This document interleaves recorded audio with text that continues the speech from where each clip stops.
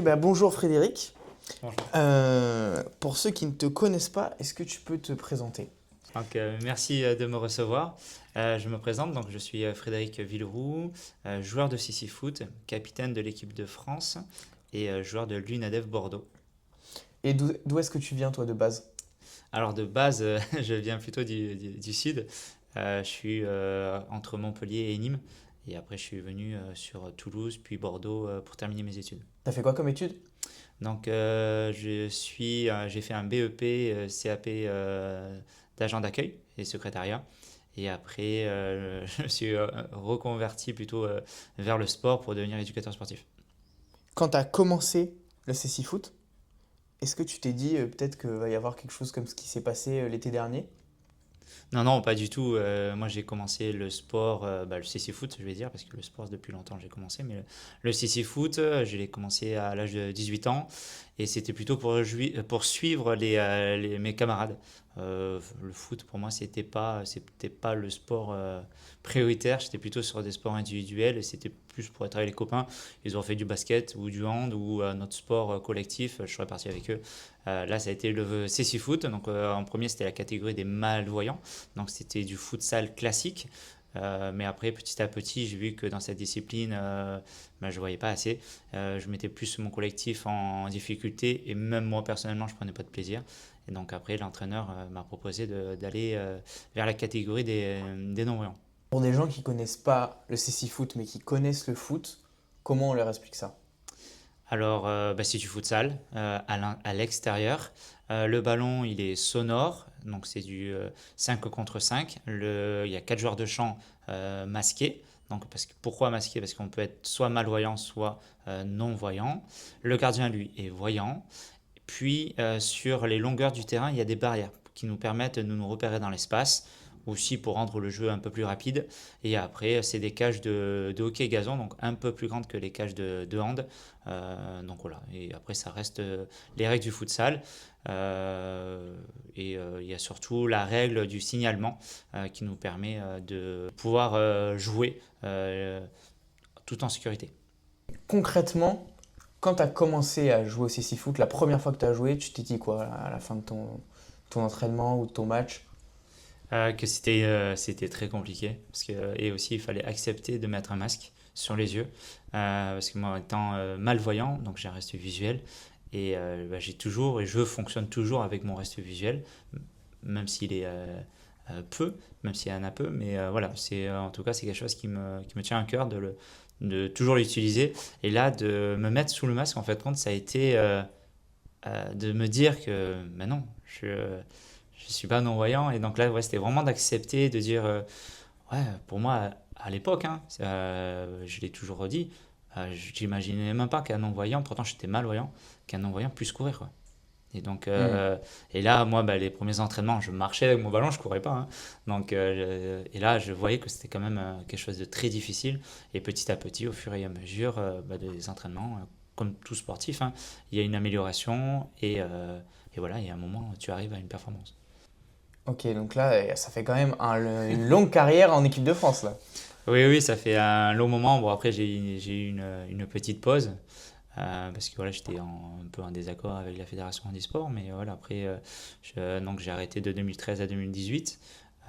Mais voilà, après, c'est toujours un bonheur de représenter le pays et de porter ce maillot. Les PO, ça a été un peu particulier pour toi, avec il y a eu une ferveur, on va dire, exceptionnelle. Et sur le CC Foot, j'ai vu des images incroyables du stade, surtout pour la finale, où ça s'ambiançait comme on pouvait le voir n'importe où. Comment tu l'as vécu, toi, ça? Alors oui, lors des Jeux, ça a été vraiment un moment merveilleux pour tous les sportifs français, mais encore plus pour nous. On s'était préparé parce que c'est difficile de jouer sous le bruit, même si le public a joué son rôle. En fin de compte, il a été, euh, il nous a encouragés, mais aussi il a su se taire à des moments où faut pas parler pendant le tant que le ballon est en jeu. C'est comme au tennis, les supporters ne doivent émettre aucun bruit. Après, voilà, c'est le sport, hein, donc à des moments, les supporters, quand on s'approchait des buts ou l'inverse, ils avaient envie de nous encourager, donc il y avait du bruit, mais c'était quelque chose d'énorme. Et limite, quand les gens criaient et nous encourageaient, on se disait, ah, cool, on a réussi de sensibiliser les gens, parce qu'en fait, quand là, ils ont oublié le masque. Donc certes, ça nous perturbe, mais dans l'idée, ils encouragent comme s'ils étaient devant l'équipe de foot A ou les Espoirs ou n'importe quelle équipe de France. Et ça, c'est quelque chose d'important. Et c'est quelque chose qui, je pense, qui a touché tout le monde. Après, ouais, il y a eu le Aoula aussi, ça a été quelque chose La fameuse. ouais, d'important. En fait, quand nous, c'est le gardien, parce qu'à un moment, on sent que le ballon vient juste de sortir, donc dans le camp adverse, ça va être une relance gardien. Et en fait, ça met du temps, ça met du temps. Il y a pas, la relance, d'habitude, c'est assez rapide pour essayer de contre-attaquer. Voilà, que là, tu sens qu'il y a un arrêt ou il y a quelqu'un de blessé. Donc on se pose la question, on se retourne vers notre gardien et on lui demande qu'est-ce qui se passe, quoi. Il fait non, non, il y a une Ola qui se lance. Ok, d'accord. Et là, donc, les arbitres ont laissé faire la Ola. Je crois qu'il y a eu un ou deux tours, mais l'arbitre a joué le jeu parce qu'il y avait un tout petit peu de bruit parce que en fait quand les gens se levaient dans les tribunes c'est du métal donc ça faisait un peu de bruit mais on aurait pu jouer hein. Mais je pense que c'était un moment je pense que ouais il a joué le jeu l'arbitre et ça a été cool aussi. En fin de compte, c'est ça la beauté des jeux, quoi. Je pense que pour moi ça a été vraiment le partage avec les gens. Même si on n'a pas pu énormément partager avec eux, mais c'est la ferveur du public français euh, pour les Jeux olympiques et les Jeux paralympiques. C'est vraiment ça qui a été pour moi et pour les sportifs français le point sublime. À titre plus personnel, tu as été capitaine de l'équipe. C'est toi qui as marqué un but très important, qui a pas mal tourné aussi sur les réseaux sociaux derrière. Toi, à titre personnel, comment tu l'as vécu? Pour moi, déjà, personnellement, c'était en juillet, j'ai été blessé. Je ne savais pas si j'allais pouvoir faire les jeux parce que j'étais vraiment une bonne blessure. Et déjà, de pouvoir y aller, déjà, c'était quelque chose, j'étais content. Parce que à Tokyo, en fait, quand j'avais eu une désillusion, où en fait, quand je ne voulais plus en entendre parler, c'était quelque chose, voilà, on avait terminé huitième. C'est quand même bien huitième sur la totalité des équipes mondiales. Mais je sais pas, il y a eu un échec, mentalement, j'y étais pas. Là, il y avait eu cette blessure et donc je voulais plus entendre parler des jeux. Et en fait, quand c'est plus ma famille et ma femme surtout qui m'a obligé à dire mais non, Fred, tu fais partie des meilleurs joueurs français, tu ne peux pas ne pas aller au jeu. Et c'est chez toi. Tu as fait déjà trois Olympiades, la quatrième, au moins termine sur celle-là, quoi. Et donc elle m'a motivé, je suis reparti motivé, et voilà. Et petit à petit, j'ai repris goût, et en fait, compte, la dernière année, donc l'année de 2024, a été plus une année où je n'étais pas sur la performance, j'étais plutôt sur prendre du plaisir. Voilà. Et je pense que même avec la blessure de juillet, je suis arrivé avec un état d'esprit au jeu où bon, on verra. De toute façon, on n'est pas les favoris, on est dans la poule de la mort. Et le but du jeu, c'est de prendre du plaisir avec le public. Et c'était vraiment ça. Et prendre du plaisir, nous, entre nous. Certes, on n'a pas pu jouer notre jeu, faire des passes. On a choisi le sélectionneur et nous, on a décidé d'être plutôt des contre-attaquants, tenir solidement notre défense et protéger nos buts et contre-attaquer, ce qui a été notre grande force et c'est notre grande force. Et voilà, et en fait, compte ça a marché parce que on l'oublie, mais le premier match a été le match le plus important de la compétition. Si celui-là on le perd, bon, on va pas, comme ça s'appelle, on passe pas les poules. Donc voilà, de gagner la Chine qui est vice-champion du monde, c'est pas n'importe qui. Donc voilà, c'est pour ça il y avait toutes les planètes sur cette compétition alignées et voilà, ça nous a permis de performer. D'être le capitaine, j'aurais été capitaine oui ou non, ça aurait rien changé, je pense à l'état d'esprit de l'équipe et de moi-même. C'était pour moi en tout cas c'était quelque chose, c'était ma dernière compétition. J'espérais que ça soit ma dernière compétition. Et en fait quand non, il y a eu du plaisir, vraiment du partage avec le public et l'envie de continuer même encore cette année au championnat d'Europe qui est en France. Je pense que ça aurait été ailleurs, peut-être j'aurais arrêté comme j'avais dit, mais là non, j'ai envie de continuer. Et voilà, en tout cas, c'est un sport collectif. C'est pour ça que le brassard de capitaine, en tout cas, je pense que ça aurait été n'importe qui de l'équipe l'aurait eu, ça aurait rien changé. Là, c'était juste ouais, ça a fini comme ça parce que c'est moi qui ai tiré le dernier but, mais c'était vraiment un travail d'équipe. Le gardien, s'il n'arrête pas le ballon, si pendant le match, on ne fait pas ce qu'il faut défensivement ou offensivement, on gagne pas. Donc voilà, je pense que c'est vraiment un sport collectif et avant tout, c'est le staff et l'équipe qu'il faut mettre en avant. L'évolution du cécifoot après les JO, il y a quand même une sacrée évolution. On en a discuté tout à l'heure, etc. Même d'un point de vue médiatique, il y a encore plus d'intérêt, etc. Toi, est-ce que tu vois une vraie différence?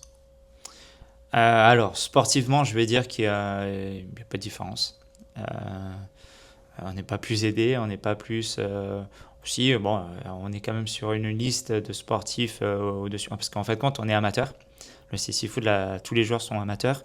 Je crois que, si je ne me trompe pas, je crois même lors des JOP, en fait, je crois qu'il y a 6 ou 7% de sportifs professionnels. Je crois qu'il y a 30 ou 33% aux Jeux Olympiques. Et en fait, on est au CC Foot, on est amateur. Et de ce fait, on est obligé de travailler à côté. Donc, on est sur des listes ministérielles de sportifs de haut niveau. Là, on est dans l'élite parce qu'on a eu cette médaille aux Jeux. Mais voilà, après, il y a des aides, mais c'est pas ça qui va te permettre de survivre. C'est plutôt ton travail. Mais voilà, en tout cas, tu le fais parce que ça te fait plaisir. Mais au niveau professionnel et au niveau, je vais dire, sportif, je pense que la discipline a encore de quoi évoluer. C'est un sport qui est récent et vieillissant. Nous, c'est plutôt le nombre de pratiquants qui manque et c'est plutôt le développement de masse, je vais dire. Ok. Et après, c'est surtout le côté média qui a vraiment été plus en avant, qui a été vraiment développé. Après, c'est à nous aussi, club, fédé, de continuer, mais les médias, bien sûr, à parler du parasport et du CC Foot. Le cécifoot, ça s'ouvre à tous les âges. Oui, le CC Foot, il y a une académie au niveau du SAM, de l'académie CC Foot. Donc là, malheureusement, nous sommes que sur la catégorie des malvoyants. On n'a pas encore de non-voyants. On a eu, pendant la première année qu'on a commencé, on avait un non-voyant. Il a préféré partir sur d'autres sports. Et aussi, c'est ça aussi, c'est permettre à des jeunes de trouver leur voie. Pour moi, c'est en tout cas ce qui pratiquent du sport, qu'ils fassent du CC Foot ou un autre sport, ça m'est égal. C'est qu'ils pratiquent déjà un sport et je suis heureux. C'est déjà bien. Toi, tes projets d'avenir après, derrière, c'est quoi? Du coup, tu as dit les championnats d'Europe qui se passent en France. Tu clôtures la carrière internationale sur ça ou tu te dis peut-être pousser jusqu'en 2028? Au niveau de la carrière sportive, là pour l'instant, je vais voir. Déjà, il y a une repréparation physique à refaire, se remettre dedans. Parce que là, il y a eu une année où, en fait, quand le corps avait besoin, moi mentalement j'avais besoin. Donc, il y a eu du relâchement. Donc, il faut se remettre à faire vraiment du sport, se préparer pour ce championnat d'Europe. Si on est champion d'Europe, parce que c'est quand même ce qu'on cherche à être, c'est un titre, c'est un billet qu'on prend direct pour Los Angeles. Donc là, ça sera à revoir. Mais voilà, en premier temps, c'est déjà se préparer pour les championnats d'Europe, voir le résultat qu'on fait, si le corps le permet, si la tête aussi. Et après, bien sûr, si je suis sélectionné, voilà. Mais en tout cas, je pense qu'il faut étape par étape. Si après l'Euro, il y a possibilité de continuer, il y aura la Coupe du Monde déjà. Et après la Coupe du Monde, il y aura Los Angeles si on est qualifié. Mais voilà, en tout cas, étape par étape, on avance pas par pas. Du coup, tu es à Bordeaux depuis combien de temps? Alors, je suis à Bordeaux depuis 2001. Depuis 2001, donc ça fait 24 ans si je me Ouais. trompe pas. En 24 ans, c'est quoi l'expression bordelaise que tu utilises le plus?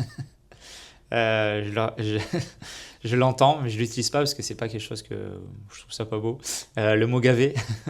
Tu n'utilises pas Anki, ce genre de choses? Anki, c'est pas que de Bordeaux, hein, c'est dans le sud, on l'utilise aussi. Mais ouais, ouais, moi, c'est surtout le mot gavé que j'entends beaucoup.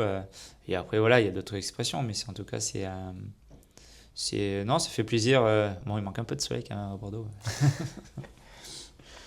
Si tu devais donner ton spot préféré à Bordeaux pour, on va dire, allez, pour un dimanche où il fait beau, ce qui n'est pas le cas en ce moment. Bordeaux même ou N'importe, aux alentours, ça peut aussi. Ah, moi, la dune du Pilat. La dune du Pilat? Ouais. Ouais, c'est vrai que c'est un La peu dune du évident. Pilat, parce que dune, c'est un lieu où on se prépare physiquement, mais aussi parce que c'est magnifique. Ouais, t'as une vue à 360 sur la région, sur la Gironde, quoi. Donc ouais, c'est beau. Il y a le bassin d'Arcachon, il y a de l'air là-haut. Donc non, franchement, ouais, c'est un spot que je conseille. Je pense que bon, tous les Girondins connaissent ce lieu. Si tu devais me citer une personne qui t'a soit fait, je pense à ça, félicité pour cette finale, ou une autre personne, enfin un autre moment, la plus grande célébrité qui t'a envoyé un message. Il y a eu Didier Deschamps. Didier Deschamps, là, ça m'a encore plus touché parce que comment on dit, c'est un père, parce qu'il vient de ta discipline, il vient du foot, c'est un sélectionneur, donc ouais, il a vu ce que j'ai fait et ce que l'équipe a fait, et donc voilà, c'est encore plus un honneur. Ok, justement sur l'aspect anonyme, ton retour à Bordeaux ou au club, entre guillemets, comment ça s'est passé? Euh, Agréable, mais c'est plus agréable parce que aussi il y a des gens qui sont venus me féliciter, même dans la rue, tout ça, mais c'est appréciable, hein, attention, hein, mais c'est pas quelque chose où je me sens le plus à l'aise. Même souvent, même au travail, quand on me dit ouais, il est champion paralympique, parce que voilà, je le dis pas, c'est plutôt mes coéquipiers ou mes collègues de travail qui le disent aux gens, aux enfants ou aux personnes que j'encadre. Mais je suis plutôt réservé sur ça. Et donc, voilà, quand les gens m'accostaient dans la rue, bah, des fois, ça me faisait pas peur, mais je me sentais gêné. Donc, voilà, mais après, petit à petit, j'ai appris à à le tourner dans un autre sens où, en fait, compte, bah, ça te permet de rentrer en contact avec des gens, bah, de leur donner rendez-vous peut-être à venir nous voir sur le lieu d'entraînement, de venir sur un lieu de compétition, d'être encore plus en contact avec eux que ce qu'il y a eu aux Jeux paralympiques. Voilà, les gens étaient dans les tribunes, nous on était sur le terrain, il n'y avait pas ce contact que là, en fait, quand c'était peut-être ce moment qui nous a manqué à Paris. Et là, c'est là où je me disais, bah, c'est peut-être maintenant où il faut que tu donnes envie aux gens de venir et d'aimer ce sport. Si je te dis, tu dois choisir un moment à Paris et tu dois exclure tous les moments où tu es sur le terrain et dans les vestiaires, ton plus beau souvenir, ça peut être la cérémonie, ça serait un peu facile de dire la cérémonie, mais ça peut être la cérémonie. Ah si, je vais dire, certes, il y a eu la médaille, mais il y a aussi, il y a eu franchement, 4 heures avant, j'étais pas au courant que le staff le savait, mais moi, j'étais pas au courant que j'allais porter la flamme. Et là, quand on me l'a dit, ben, j'avoue, sur Mérignac, j'ai été très déçu de ne pas l'avoir porté. Pourtant, vu mon palmarès, tout ça, je pensais quand même pouvoir prétendre un peu, je dis pas la porter tout le temps, mais au moins la porter. Et ça a été un peu ma déception. Et là, en fait, quand là, de la porter après, voilà, après cet exploit qu'on a fait, on a fait vraiment un hold-up, il faut le dire, hein. Donc, mais voilà, ça a été quelque chose ouais, je pense que ça a été le moment. Certes, c'est individuel, hein, mais en tout cas, je pense que c'est encore, comme tout à l'heure je disais, c'est une récompense individuelle du travail accompli depuis, je pense, de toutes ces années. Je pense que c'est pas que parce que j'ai été bon sur cette compétition où l'équipe de France a été bonne, mais c'est vraiment un accomplissement de plusieurs Olympiades, de plusieurs le travail qui est fait. Voilà, tout sportif et ambassadeur du parasport, mais voilà, en tout cas, je pense que ça a été aussi un remerciement pour ça. Donc voilà, ça m'a touché. On est d'accord, tu feras jamais plus beau que cette finale à Paris.